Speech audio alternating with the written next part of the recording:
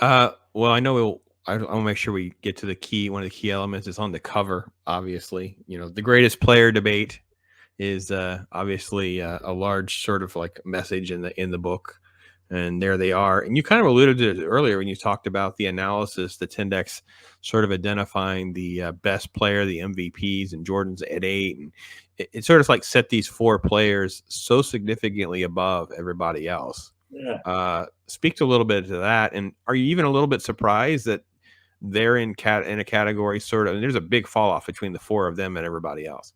Yeah, I was, until I started analyzing it, and I realized that these four guys had it all. All four of them were tremendously strong. They called Robertson the Big O. They all were great athletes. They were all smart. They were all great clutch players. They just did it all. And they all were very good defensive players, although Robertson was the best. Robertson would just shut people out. He was the best defensive player. Russell was the best. I do it this way. Russell was the best big play defender.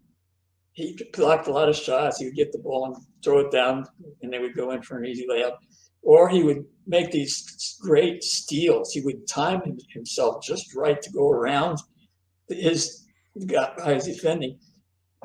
Just timed it so that he would get his hand on the ball and steal it. If he was off by that much, the guy was in for an easy layup. But Russell was phenomenal at timing that. Now, offensively, Russell was below average.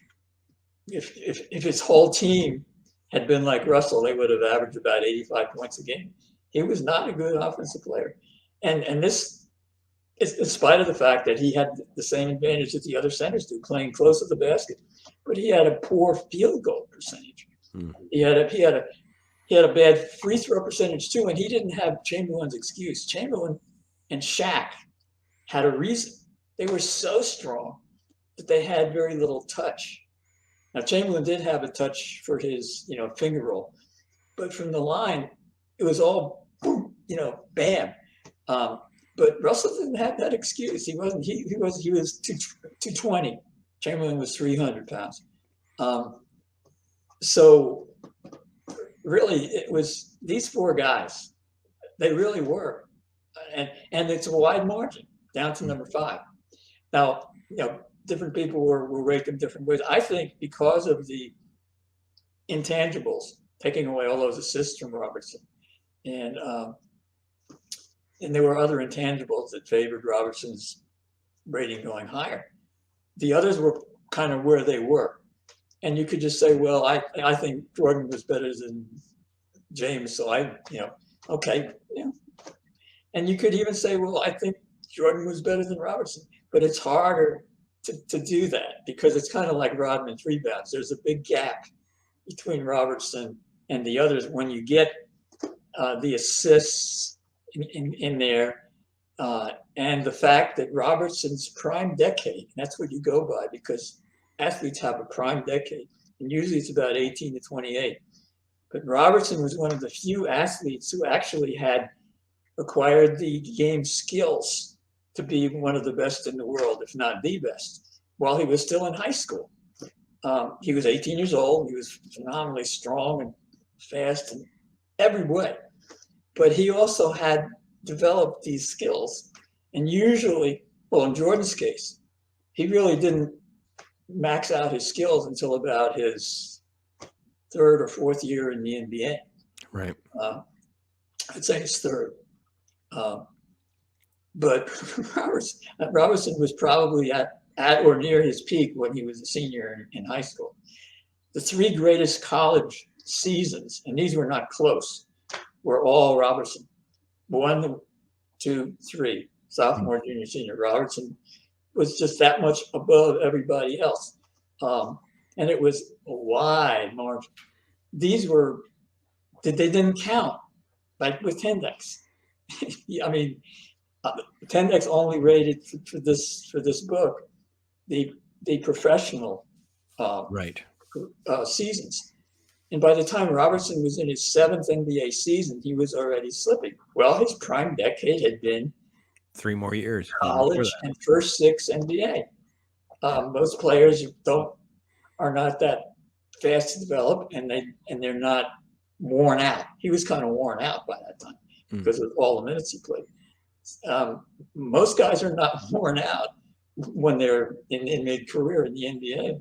But even a worn out, Robertson was great in his one chance in the playoffs. He just was fantastic, shutting down Earl Monroe. Earl scored points, but he shot very bad against Robertson. And then Abdul-Jabbar nominated the post, and Robertson scoring and getting the ball at the right place for Abdul-Jabbar. That was the greatest team. It really was. They had clinched the #1 seed more than a month before the season ended. Wow. And they won 4 straight against I think it was Baltimore. It was the Bullets. I think it was Baltimore at that time. And they were all double-figure margins. I think there was a 119-point victory on the road or something. I mean, they just could have won all 4 games by about 20 points. They were just so much better. And this was not a bad team. This was a great decade in the NBA. There were 8 different teams won titles in that decade. Right. The Knicks won 2 of them. The Lakers won 2. Then there were 6 other teams won one each. So this was not a bad decade. It was a transitional one because some players were coming out of the ABA. It probably wasn't as good as the 80s, but it was a good decade. It was not a bad one. But that team, that Milwaukee team, and Robertson even set himself up for it because he was the negotiator for the players' union, who just turned the league upside down. In one day, it went from a league of paupers to a league of very, very wealthy men. Awesome. And that was Robertson. Again, he had also incredible leadership talent.